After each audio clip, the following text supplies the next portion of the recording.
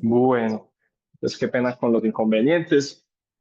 Hoy vamos a hablar sobre SLT. Los profes de glaucoma me asesoraron el doctor Aristizábal, el doctor Alejandro Valencia y el doctor José David, porque este tema, digamos que hasta que yo no llegué a glaucoma, obviamente uno sí sabe sobre el SLT, escucha sobre el láser en glaucoma, pero cuando empecé a rotar en glaucoma me di cuenta realmente de la gran importancia y digamos que veo que todavía falta conocimiento sobre el SLT porque realmente, como el nombre de la charla dice, realmente el SLT es un nuevo paradigma en el tratamiento del glaucoma. Entonces, cuando uno tiene un paciente con glaucoma, no simplemente es realizar el diagnóstico del glaucoma, decirle al paciente, señor, vea, de hoy en adelante usted tiene glaucoma, es un diagnóstico que es de por vida, es un diagnóstico de una enfermedad crónica, sino que además de eso tenemos que pensar también en la calidad de vida de los pacientes.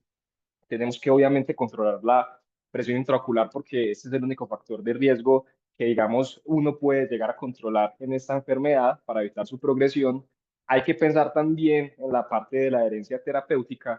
Y otra cosa muy importante en el caso de los medicamentos que utilizamos actualmente es pensar también en la seguridad y en los efectos adversos. Entonces, digamos que opciones para el tratamiento del glaucoma hay muchas. Aquí simplemente pues una lista de algunos medicamentos con sus combinaciones, siendo pues la lista mucho más extensa. Y también pues tenemos muchas opciones terapéuticas.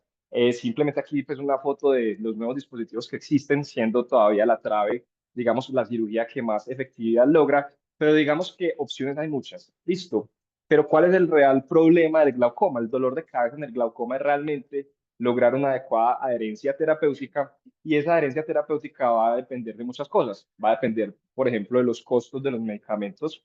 Va a depender en este momento, por ejemplo, acá en Colombia, de la entrega de los medicamentos de la EPS, incluso pues en consulta, ni siquiera están entregando el Timolol y el Latanoprost, que son medicamentos muy baratos, pero si al paciente no se lo entregan, no va a tener una adecuada adherencia.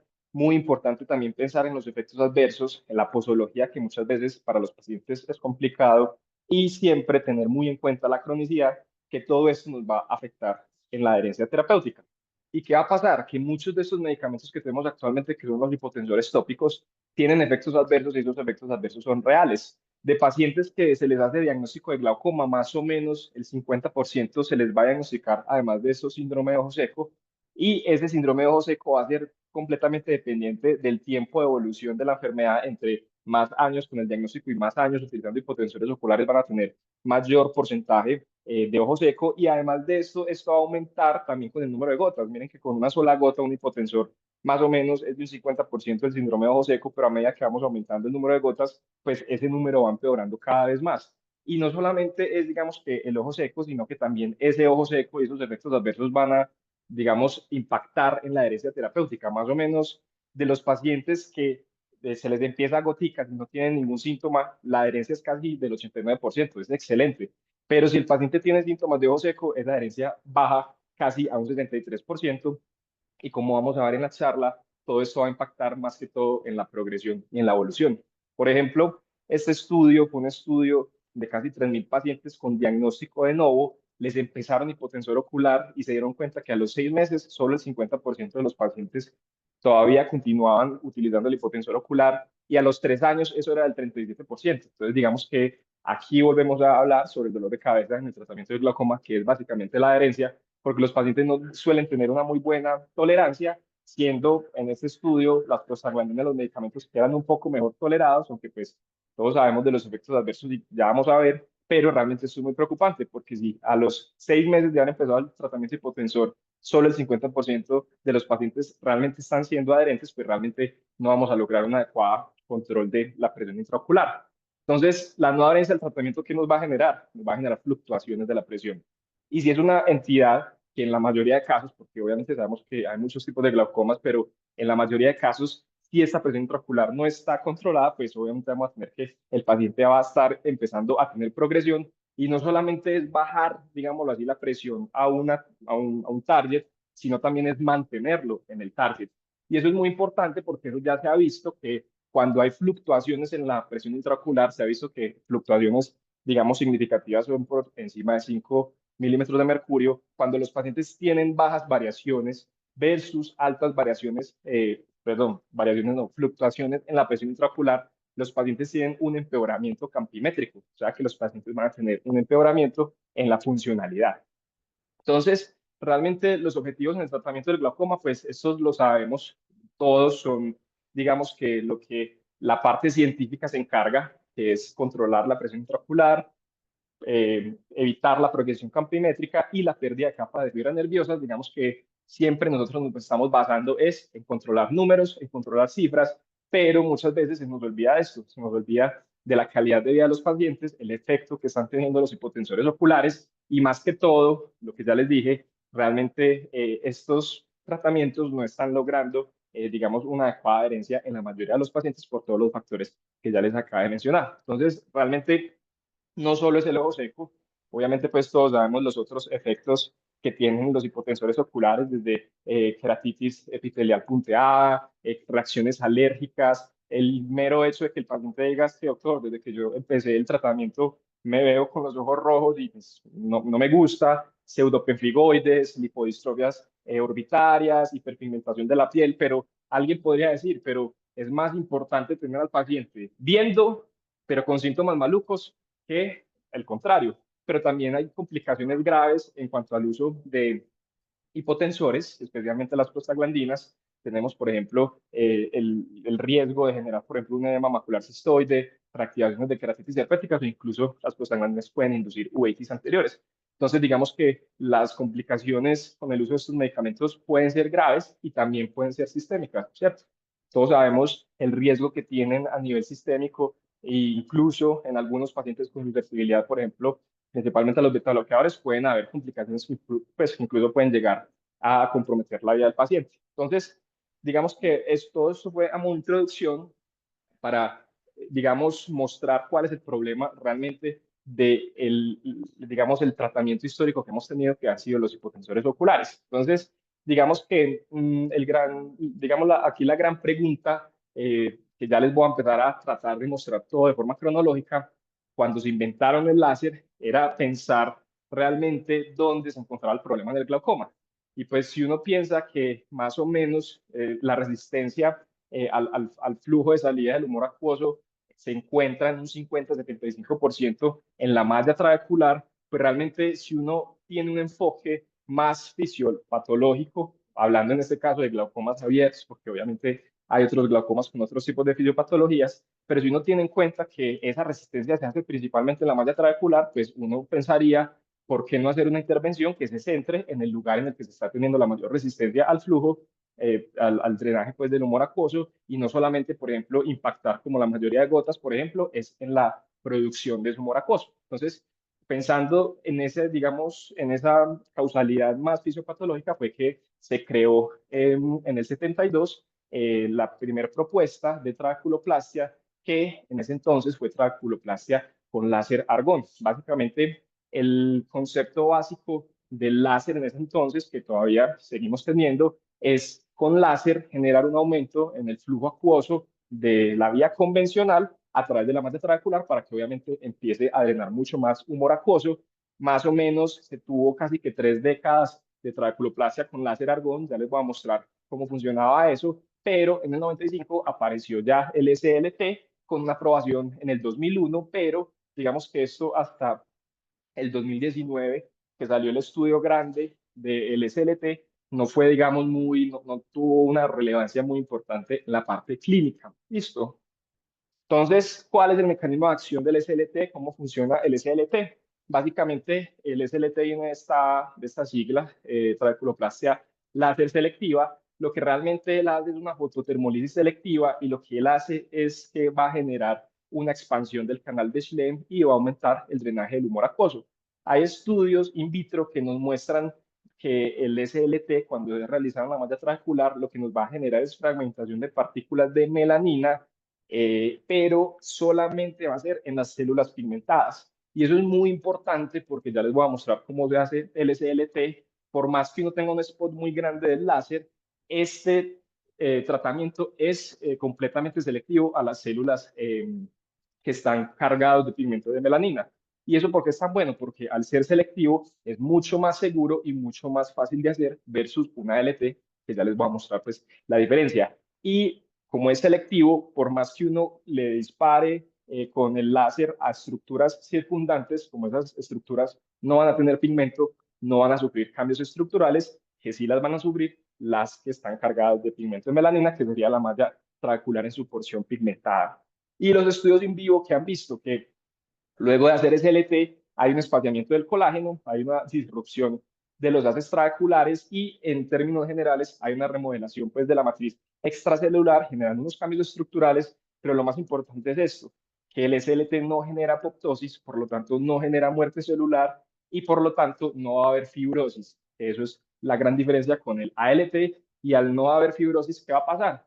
Que lo vamos a poder repetir, que ahorita les voy a hablar sobre cómo repetirlo y cuándo repetirlo.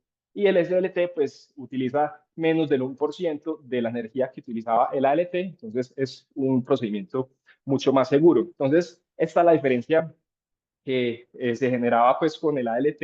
El ALT realmente lo que genera es calor y generaba una destrucción por coagulación y lo que generaba literalmente en la malla trabecular es un hueco. ¿Un hueco para qué? Para que por ahí salga todo el humor acuoso. El SLT no genera esa destrucción por coagulación, como ya les dije, es una remodelación más que todo, digamos una expansión de esa matriz extracelular para que aumente el drenaje y lo que ya les dije, como no hay apoptosis celular, no va a haber fibrosis y se va a poder repetir. Esto es más o menos como, me parece muy bonito, este es un paciente sano, con una malla trabecular sana, este es un paciente con ALT, que se ve el hueco, pero en el SLT lo que se genera no es un hueco, una destrucción por coagulación, sino que se genera es un cambio más que todo en la estructura de la matriz extracelular. Y lo que les decía ahorita del SLT, nosotros ya les vamos a mostrar los parámetros, pero en el SLT miren que usamos spots muy grandes de 400 micras versus los spots que se hacían en el ALT.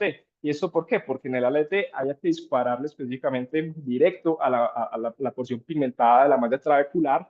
Más o menos habían spots, eran spots de 40, 50 micras, porque obviamente nosotros teníamos que hacer esa disrupción térmica directamente en esa porción versus lo que hacemos hoy en día, que es utilizar spots grandes y no importa que uno esté parado en cualquier parte de la malla trabecular, lo importante es que que el spot esté cubriendo toda la malla trabecular, por lo que les dije ahorita, acá él va a ser selectivo únicamente para las células que tienen carga de melanina. Entonces, los parámetros del SLT, pues estos son, digamos, los equipos más comunes que tenemos acá, que es el Tango de Elex. Realmente él tiene un módulo de SLT en el que generalmente están pues, cargados los parámetros, pero pues en caso de no tenerlos, vamos a utilizar el modo SLT con un spot de 400 micras, que el spot es básicamente esto, el ancho de la bolita del láser, donde él va a tirar pues el jack láser.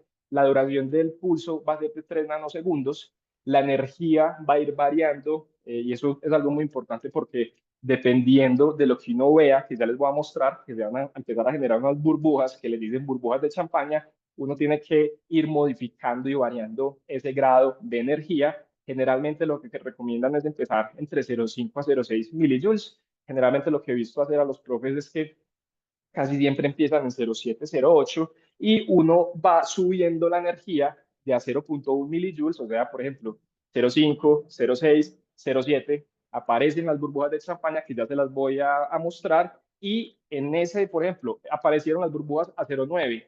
Voy a trabajar en la que está justo antes, que sería 0,8, que ya les voy a hablar un poquito más sobre eso porque eso ya está debatido porque ese era, digamos, el protocolo estándar. Y siempre a los pacientes hay que revisarles después de 30 minutos en la farendidura, hay que tomarles la presión, porque digamos que la complicación más frecuente es que se generen picos de hipertensión ocular, que pues, se pueden tratar fácilmente, muy parecido a lo que pasa, por ejemplo, con los picos después de una capsulotomía. Y lo que se recomienda siempre, que esto salió de unos estudios, es que siempre se aconseja darles AINE o esteroide por una semana porque aumenta un poco más la efectividad del SLT. Entonces les voy a mostrar un video de cómo se hace el SLT. Realmente es un procedimiento sencillo. Casi que lo más difícil es acoplar el lente, que es un lente muy similar, por ejemplo, al lente de Abraham en capsulotomía, y realmente es algo que no es tan difícil. Incluso el profe Aristizábal me dice que él piensa que más o menos con 5 SLTs que uno haga, esa ya es la curva, y realmente pues no es algo difícil. Entonces miren que Acá se ve la malla trabecular. Para los estudiantes, pues yo sé que es un poquito difícil, pero esto que ven acá es el iris, todo esto de aquí es el ángulo iridocorneal, este es el spot, y lo que van a empezar a ver es que con cada disparo que él hace, van a empezar a salir unas burbujitas. Esas son las burbujas de champaña, que son las que nosotros tenemos que buscar para poder ajustar nuestra energía. Entonces, lo que se hacen es hacer unos disparos. Miren que ahí empezaron a salir las burbujitas. Esas son las burbujas de champaña, esas que se están viendo ahí. Y lo que uno va haciendo es haciendo unos disparos no superpuestos, o sea, disparo, avanzo, y ya les voy a mostrar cómo son los protocolos de cuántos disparos, en cuánto porcentaje, si es 180, 360, y también les voy a hablar ahorita sobre la energía, que como les dije, ya ese protocolo, digamos, estándar ya está un poquito debatido. Entonces, realmente es un procedimiento que no es difícil, importante no darle al iris, porque ahí sí al paciente le puede doler, puede sangrar un poquito, pero no es algo difícil. Incluso el profe Aristizábal con él ya me ha dejado hacer algunos disparos en algunos pacientes y realmente no es algo pues tan complejo de hacer. Entonces, de aquí en adelante les voy a mostrar, es como un poquito cargada, porque lo que les traigo es pura evidencia, puros artículos, más o Pero, menos trata, Santi, es que sí. no noté dónde levanto la mano aquí, que no veo en la pantalla dónde levantar la mano. Bueno, no Ah, la pero yo veo, acá lo escucho, doctor. pero disculpa que te interrumpa. Es Tranquilo. importante no usar esteroides en el post, Ok, porque esto activa también, la idea es que se activen los macrófagos, ujú, y entonces es un nivel los macrófagos y la idea es mandar AINES, no esteroides, ¿ok? ok, Otro truco importante es cuando el ángulo no es tan abierto. ujú, Si uno está en el espejo superior, decirle al paciente que mire hacia el espejo. Si está en el espejo inferior, mira hacia abajo. Y ok, así en cada posición, cuando la posición primaria no ve bien el ángulo, la idea es decirle al paciente que mire hacia el espejo y eso le abre un poquito el ángulo. perfecto, Gracias. Perfecto, gracias. listo. Bueno, muchas gracias. Perfecto. Bueno, entonces aquí ya voy a empezar como tratando de hacer como algo cronológico, porque vamos a ver que con el SLT pues la revolución fue hace muy poco, para que nos demos cuenta que realmente el SLT es una herramienta fundamental hoy en día. Entonces, desde hace mucho tiempo, esto incluso fue antes del 2000 con el ALT, una pregunta muy importante que ellos hicieron después de darse cuenta que realmente sí servía para bajar la presión, era si realmente este tipo de láser servía para realizar un control. Sabemos que la presión va a depender de muchas cosas, va a depender si estamos sentados, si estamos, por ejemplo, acostados, va a tener una variación diurna y nocturna. Y de las primeras cosas que ellos empezaron a trabajar era haciéndose la pregunta si realmente también los láser eran capaces de controlar, digamos, esos ciclos pues, que habían esos ciclos en las fluctuaciones de la presión intraocular, tanto en el día como la noche, y desde hace mucho tiempo se empezó a ver que realmente cuando habían esos cambios en la noche, también pues tanto el ALT como el SLT era capaz de también controlar esos picos de presión, dependiendo, como les dije, de si era el día o la noche y según la posición del paciente. Después de esto, lo que ellos entonces empezaron a investigar era si realmente el SLT era comparable con, obviamente sabemos pues que las prostaglandinas son los medicamentos que son capaces de bajar más la presión intraocular, entonces obviamente había que compararlo con teóricamente el gol estándar de potensores tópicos. Entonces lo que hicieron muchos ensayos clínicos aleatorizados, la mayoría muy pequeñitos, pero hicieron una revisión sistemática. Aquí de ahora en adelante pues, solo les traigo es como las conclusiones porque les traigo mucha cosa, entonces solamente no va a entrar como en los estudios como tal, pero realmente lo que ellos se dieron cuenta es que lo primero, el SLT sí bajaba la presión intraocular, lo segundo era que también era capaz de controlar los cambios diurnos nocturnos y lo tercero era que realmente el SLT realizado en 360 grados, que eso ya lo vamos a ver, sí era equivalente al latanoprost en la reducción de la presión intraocular. Entonces digamos que esto ya a todo el mundo le llamó mucho la atención porque era una herramienta que probablemente iba a servir y que era comparable con el porcentaje de disminución de la presión intraocular que lograba el latanoprost. Entonces, digamos que hubo más estudios, realmente pues la evidencia del SLT es muy grande, pero este fue el estudio que cambió, digamos, todo, porque ya sabíamos que funcionaba, ya sabíamos que era comparable al latanoprost, pero lo que quisieron hacer en Reino Unido, esto fue en el Moorfields, lo que ellos quisieron hacer fue mirar si ese SLT realmente era una buena alternativa como terapia de primera línea. Entonces fue un ensayo clínico aleatorizado, cogieron 718 pacientes y ellos cogieron pacientes con hipertensión ocular o glaucoma primario de ángulo abierto. Listo, algo que no les dije es que obviamente para nosotros poder hacer láser, el paciente tiene que tener un ángulo abierto. Entonces, ellos a la mitad de los pacientes los asignaron a un grupo de darles simplemente hipotensores tópicos y a la otra mitad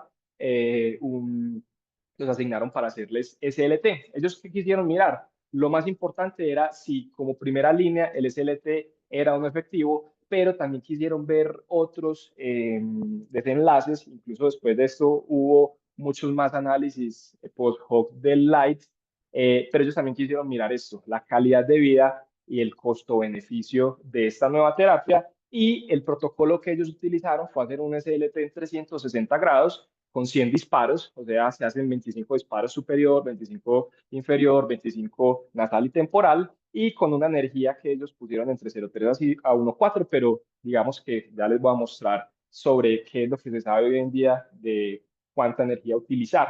Les hicieron seguimiento por 36 meses con OCT, campos visuales y presión intraocular. Digamos que los resultados de este estudio fueron supremamente buenos a favor del SLT, porque lo que ellos encontraron es que el número de tratamientos de SLT de la mayoría de pacientes fue uno, o sea que requerían solamente una vez de sentarlos en el láser para controlarles la presión intraocular. Siempre en todo, pues en la mayoría de estudios el target es bajar mínimo el 20% de la presión intraocular y ellos se dieron cuenta que el 74% de los pacientes respondían, pero que había una minoría de pacientes, que era un 25%, a los que se le podía repetir un SLT para controlar la presión intraocular, que esto ya se los voy a mostrar ahorita, pero desde este estudio incluso ya se empezó a ver que el SLT se podía repetir y podía ser efectivo en caso de hacerlo en varias ocasiones. Esto es muy importante porque este fue el seguimiento a los 36 meses y del grupo de SLT, el 77% de los pacientes logró un control de la presión intraocular sin necesidad de gotas. En cambio, obviamente, el grupo de las gotas pues requerían uno, dos, incluso tres o cuatro medicamentos hipotensores para lograr ese mismo control de la presión intraocular. Lo otro, ojos que no estaban en el target de la presión intraocular, les fue mejor a los pacientes en el grupo de SLT, 5% versus 7%.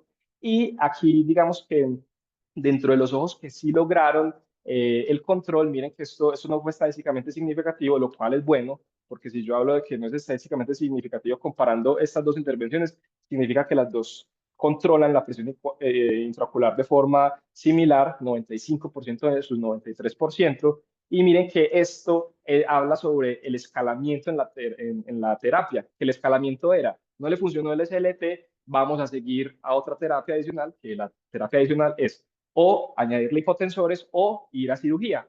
Fue menor en el grupo de SLT y miren que acá del grupo de SLT ninguno tuvo que ser llevado a trabeculectomía versus 11 pacientes en el grupo de las gotas que tuvieron que haber sido llevados a trabeculectomía. Entonces digamos que todos los resultados fueron mejores para el grupo de SLT, no encontraron diferencias en agudeza visual, en los campos visuales, ni tampoco en el valor de la presión intraocular. Los dos grupos fueron muy similares y algo muy importante es que se lograron otras dos cosas de los desenlaces. Por un lado, el grupo del SLT, a los pacientes les hicieron unos cuestionarios muy largos de calidad de vida, les fue mucho mejor, obviamente por efectos adversos, por número de citas de seguimiento, etcétera. Pero lo otro que fue muy importante fue la parte de los costos.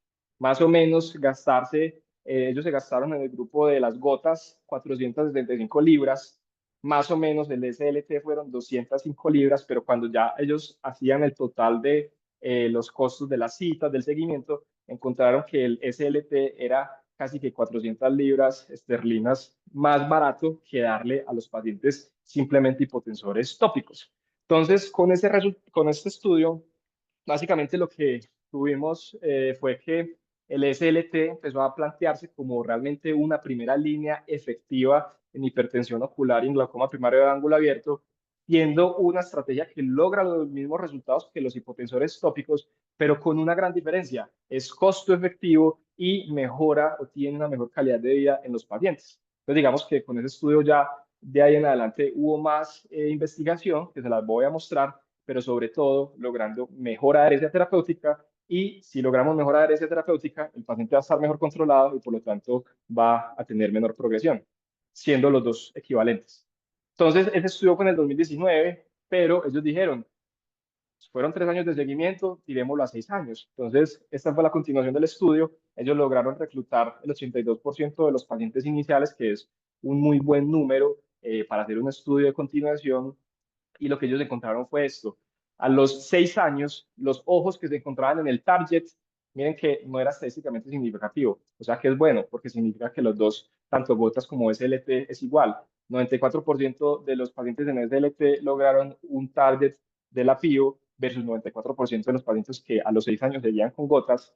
La progresión, esta sí fue estadísticamente significativa, tuvieron menor progresión los pacientes que fueron llevados a DLT, lo cual es positivo probablemente porque logra un control de la presión intraocular, no solamente de echarse la gota y que baje, sino que sostenida en el tiempo. Lo otro es en cuanto a la necesidad de traculectomía. Este resultado fue similar al anterior, estadísticamente significativo. Solamente el 2% de los pacientes de 10 años requirieron trave versus casi el 6% de los pacientes en el grupo de gotas. Y también fue significativo, obviamente, el número de gotas que requerían esos pacientes. A 6 años, el 70% de los pacientes que fueron llevados a SLT permanecían libres de gotas, que esto uno lo ve en la práctica, en las charlas perdón, en las citas de glaucoma uno ve pacientes que estaban en tratamiento con hipotensores y que ya están libres de gotas. Y obviamente pues hay una diferencia muy grande en el número de goticas de los que sí requirieron y no hubo diferencias estadísticamente significativas en progresión en los campos visuales aquí en el DM ni en la agudeza visual. Pero lo más importante de ese estudio de 6 años fue esto, el tiempo de progresión y el tiempo que, digamos, de los pacientes que requerían cirugía. Y básicamente esto es lo más importante y es que el SLT versus hipotensores tópicos logra una menor progresión de la enfermedad. Listo. Entonces, esto confirmó, mejor dicho, reconfirmó que el SLT sí es una estrategia que se puede utilizar como primera línea en glaucoma primario ángulo abierto, hipertensión ocular, y en la mayoría de pacientes, casi que más del 70% de los pacientes no requerían pues, posteriormente hipotensores oculares ni necesidad de cirugía, evitando pues, como ya les dije, la progresión del glaucoma.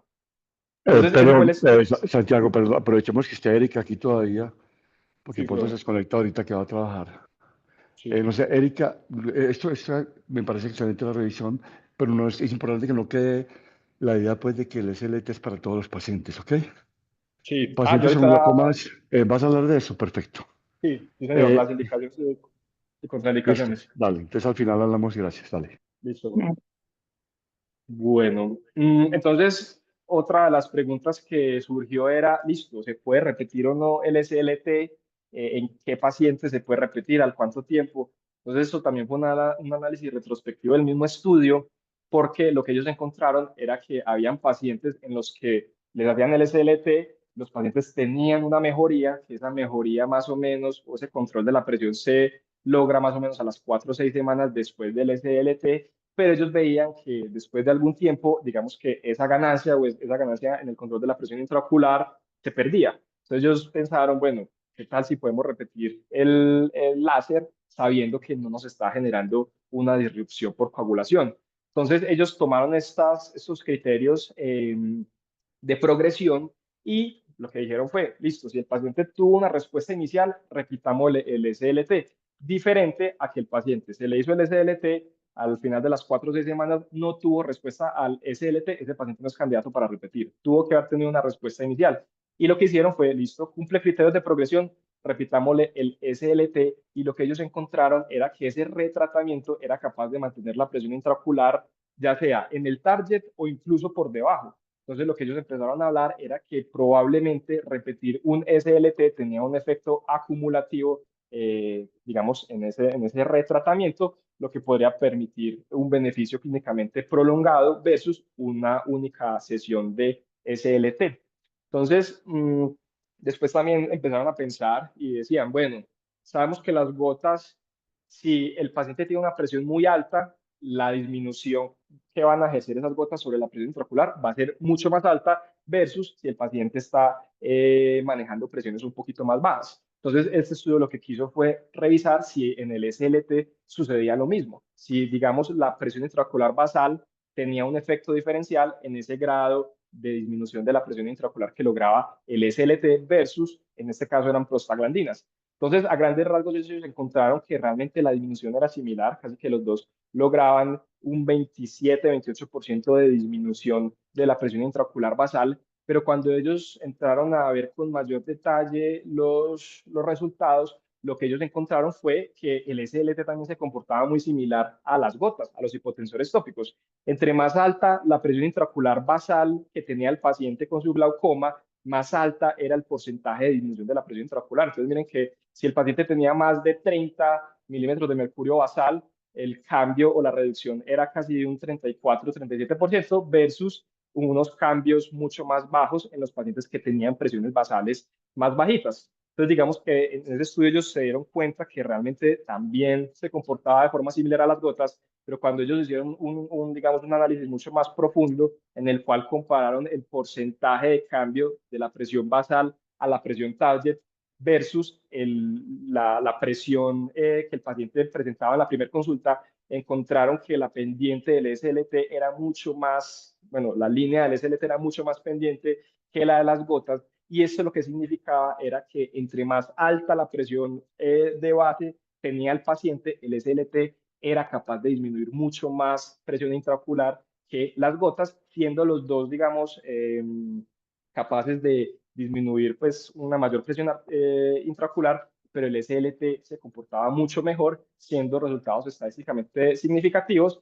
Y ellos decían que cuando habían presiones de más de 30 milímetros de mercurio, el SLT era mejor en cuanto a presión basal, pero ellos en otro análisis que hicieron encontraron que incluso desde 24 milímetros de mercurio, el SLT se comportaba un poquito mejor que las gotas, disminuyendo más porcentaje de presión intraocular.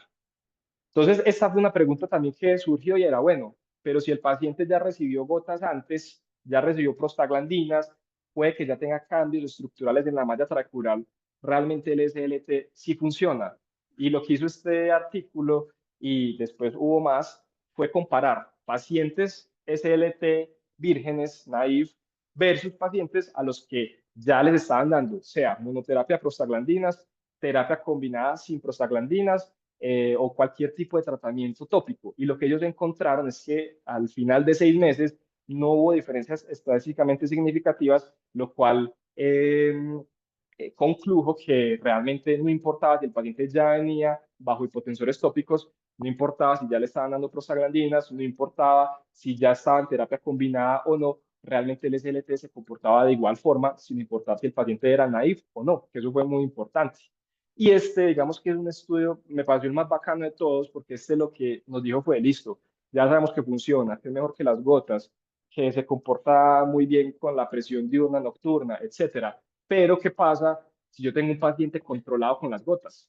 ¿Cierto? Es un paciente de 3, 4 años, manejo crónico. ¿Qué pasa si yo le hago un SLT? Entonces, eso fue lo que ellos quisieron hacer. Pero los pacientes estaban controlados, listo. Fueron casi 300 ojos con primario ángulo abierto o hipertensión ocular, les hicieron láser y encontraron que el 74% de los pacientes que ya venían controlados con gotas lograron un control de la presión intraocular después del SLT sin necesidad de hipotensores oculares. Y solamente un 22% requirió un solo hipotensor tópico, que digamos que puede que con este resultado, obviamente, listo, el paciente que ya está controlado también le sirve hacerle un SLT, pero a pesar de que el paciente siga con presiones elevadas, miren que podemos, casi que la mayoría de los pacientes que requirió góticas requirió solo una gota. Entonces, no solamente sirve para controlar la presión intraocular en pacientes controlados, sino que también sirve para disminuir la necesidad de número de gotas, que eso es muy importante en cuanto a los efectos adversos. Y si los pacientes tienen menos efectos adversos, van a tener también mayor adherencia a la terapia tópica y obviamente va a ser mucho más costo-beneficio. Entonces, realmente este estudio fue muy bacano porque esto cambia mucho digamos, la forma de pensar de que, pero es que viene controlado con gotas, está siendo efectivo el tratamiento, ¿para qué ponerle un SLT? No, es mucho mejor ponerle un SLT a pesar de que ya tenga una presión intraocular controlada con gotas. Santi, Entonces, esa fue la... Sí, doctora. Santiago, una preguntita, hola. En ese estudio, ellos explican si ellos retiraron el hipotensor, cuántas semanas, y si hicieron washout para hacerle el láser o solamente Sí, hicieron, no ellos, explican.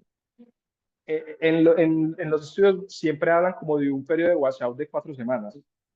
Ah, bueno, perfecto. Sí, sí, porque eso es importante en este caso. O sea, si ellos están controlados, la presión va a estar bajita y como Sí, hablabas antes, si la presión está bajita, menos funciona el láser. Entonces, siempre si van a hacer algo de esto, hay que hacer washout. sí, sí, señora. Muchas gracias, profe. Bueno, y esa fue la pregunta que hizo el doctor Kepa. Entonces, ¿cuál es la forma más efectiva de realizar SLT? También la evidencia ya lo hizo, ya le tiene respuesta a eso, porque al principio el SLT se hacía en 180 grados. Entonces, lo que ellos quisieron hacer ahí fue coger 400 pacientes y coger 100 en este grupo, que era hacer SLT en 180 grados con un protocolo de 50 spots. Listo, con un protocolo de energía estándar. Ya les voy a explicar qué es esto. A 100 pacientes, 180 grados, 50 spots con un protocolo de alta energía. Y aquí 100 pacientes en un protocolo a 360 grados con 100 spots, lo que ya les dije, 25 superior, 25 inferior, nasal y temporal, con protocolo de energía estándar versus un protocolo de alta energía. ¿Qué es lo del protocolo de energía estándar y protocolo de alta energía? Estándar es lo que ya les había explicado, empezar a ajustar la energía hasta que salgan las burbujas de champaña y cuando se encuentre la energía a la que salieron las burbujitas, bajar 0.1 milijoule. Ese es el protocolo estándar, que eso fue lo que hizo, por ejemplo, el estudio Light. Pero algunos dijeron, ¿y qué pasa si le ponemos un poquito más de energía al SLT? Miremos a ver cómo les va a los pacientes. Y realmente ese protocolo de alta energía es buscar que el 50 al 75% de los disparos haya liberación de burbujas, o sea, casi que cada uno de cada 2 disparos haga liberación de burbujas de champaña. Entonces, lo que ellos encontraron fue que realmente le fue mucho mejor a los pacientes, por un lado, que se les hacía protocolo en 360 y además les fue muchísimo mejor a los pacientes en los pacientes que se utilizó un protocolo de alta energía. Y lo más importante de este estudio no fue el control de la presión intraocular, sino que ellos hicieron un análisis ya de progresión, un Kaplan-Meier, y ellos encontraron que un paciente, la que está en rojo, un paciente que requirió un SLT en 360 con protocolo de alta energía, los días para que el paciente hiciera progresión, o sea, para que necesitara añadir un medicamento nuevo o para añadir una cirugía, era de 1.323 días. O sea, que el SLT con este protocolo casi que fue de 4 años versus, por ejemplo, miren aquí, estos son los de 360 en verde con protocolo estándar o 180 en protocolo de alta energía, más o menos el tiempo para que el glaucoma progresara y necesitara otra intervención era casi que de 2 años versus un protocolo aquí en azulito de 180 de baja energía, casi que el SLT solamente le funcionó más o menos año y medio. Entonces, casi que aquí vemos que realizar un SLT en 360 con protocolo de alta energía, casi que nos va a permitir mantener una efectividad más o menos y eso es lo que uno ve, más o menos 4 a 3 años pues, sin necesidad de escalar a otra intervención. Entonces, todo esto que les mostré, básicamente nos pone a pensar en que realmente el SLT tiene toda la evidencia del mundo, pero hay que empezar a cambiar esos paradigmas de que llevamos muchos años manejando a los pacientes con hipotensores tópicos, pero realmente cuando la evidencia nos llega, hay que, digamos, empezar a cambiar las prácticas. Y ese fue el Technology Assessment del COLE, de la América, pues, de la academia, en el que ellos hacen el repaso de toda la evidencia y generan las recomendaciones. Y lo que ellos nos dicen es algo que realmente es muy contundente porque ellos nos dicen, el SL tiene evidencia en nivel 1. ¿En qué? En hipertensión ocular, glaucoma primer ángulo abierto, en los pigmentarios, en pseudoesfoliación, en los glaucomas juveniles, tiene también evidencia en nivel 1, siendo completamente equivalente a los hipotensores oculares, siendo un manejo de primera línea. Eso fue lo del estudio Light, con menos efectos adversos y mejor control a largo plazo y por lo tanto menor progresión.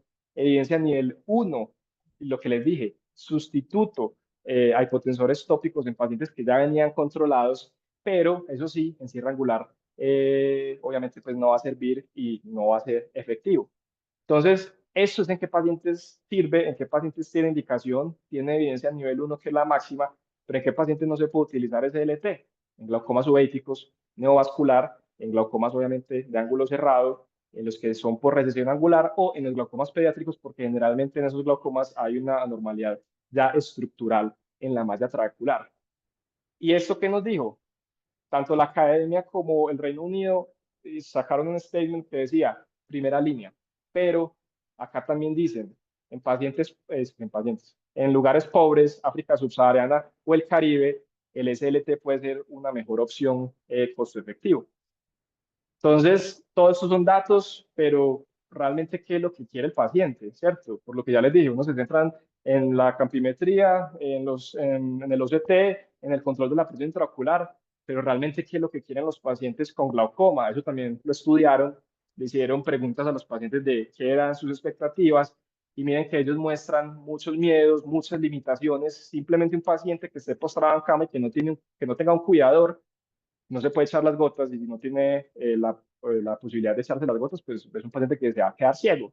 Y miren esto, lo que literal ellos en ese artículo ponían lo que decía el paciente textual y mostraban que el paciente decía, para el médico es muy fácil decir, eches estas gotas, pero para nosotros hay veces es incluso difícil de entender la posología, entender las gotas, seguir el plan. Entonces realmente esta es otra cosa que hay que tener en cuenta, porque el SLT quita todas estas barreras de adherencia terapéutica, y pues a los pacientes obviamente les va a ir mucho mejor, además también por los efectos adversos.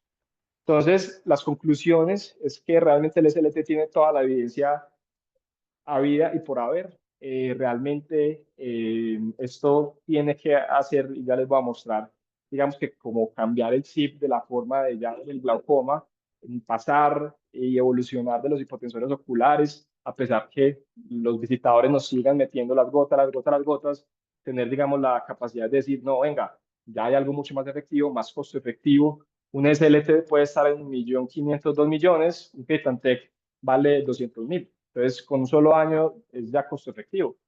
Logra la misma reducción que un latanoprost, mejor adherencia, menos efectos adversos.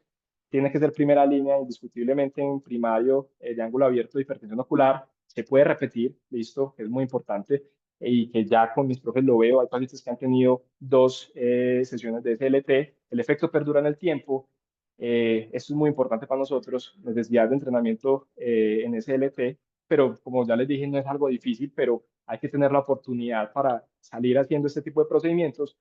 Lo otro es el costo, que ya les dije, es completamente costo efectivos, y ya quisieron evolucionar y ya hay el DSLT, incluso ya tiene un ensayo clínico que es un SLT hecho por un aparato igualito a un autorrefractómetro, que lo que él hace es un SLT translimbar externo, en vez de uno poner el lente, esto es sin contacto, que obviamente uno tiene que poner el lente para darle a la malla, él lo hace es translimbar y ha tenido buenos resultados, aunque pues esto todavía está en estudio.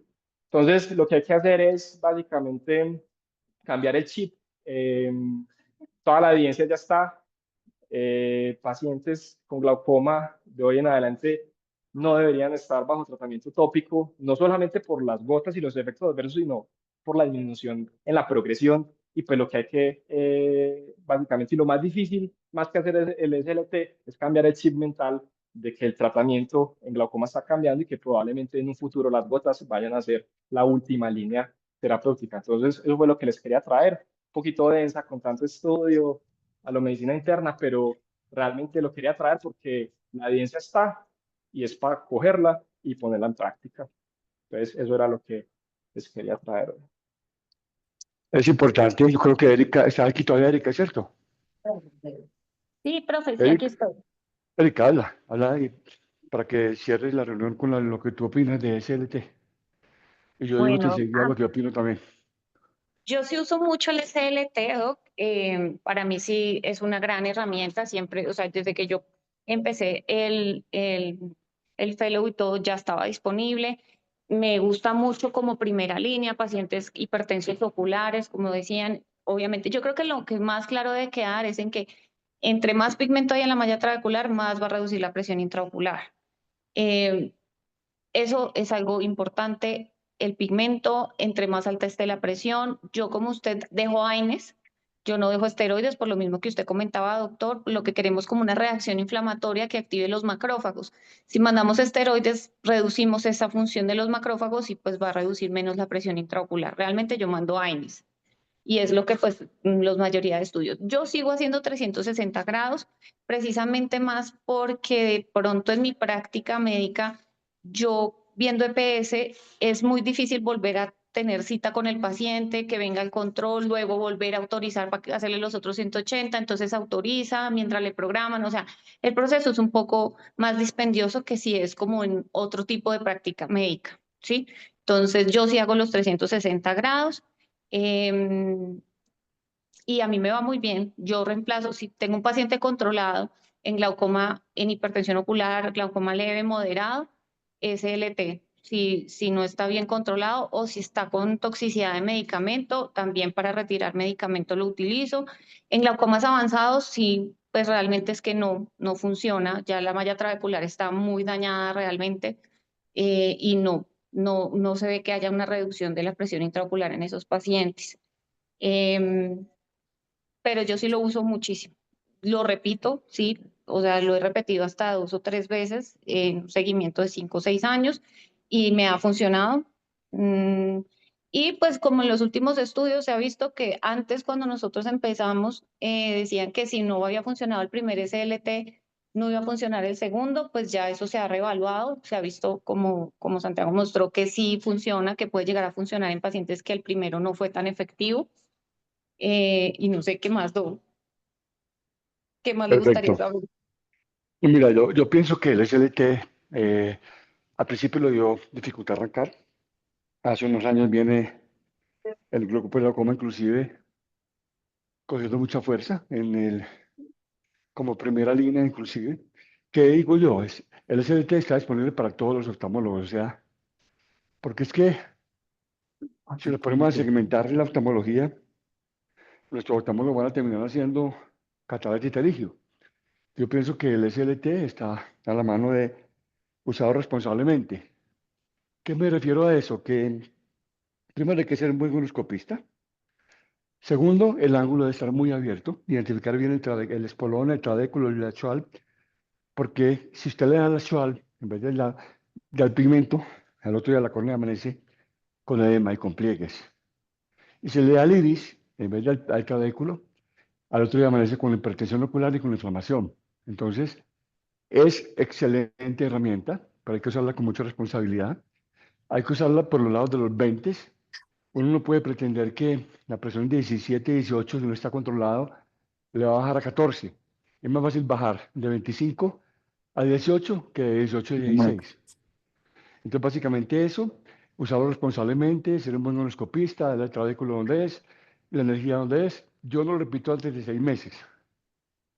Y otra cosa importante, que el paciente le quede la idea de que no ya se alivió, ya se curó, el paciente no vuelve, es un riesgo que tenemos. Entonces hay que concientizar al paciente de que puede que no funcione y que muchas veces, y que el efecto se va perdiendo con el tiempo y que el paciente sea consciente de que no es curativo.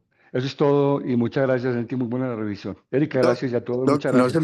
no se me huele. Varias Ah, preguntas que yo recuerdo cuando estaba con usted y siento algo de lo que en ese momento pasaba, y es que el timolol era la primera línea y cuando llevaban las prostaglandinas se demoraba mucho en que se comieran como el cuento de que esa no era la idea de un efecto, un medicamento con mayores efectos secundarios.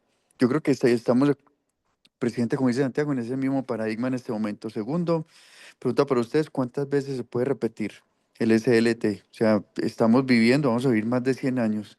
Gente con glaucoma va a tener mucho tiempo de exposición a la enfermedad. Entonces, ¿cuántas veces vamos a poder repetir esta terapia? yo hasta ahora 2 veces, más de 2 no he hecho, pero no sé, Erika, ¿tú has hecho más de 2? Perdón, ¿no me pueden repetir las preguntas? Que estaba Eh, con un paciente que se yo volvió a preguntarme estaba, algo.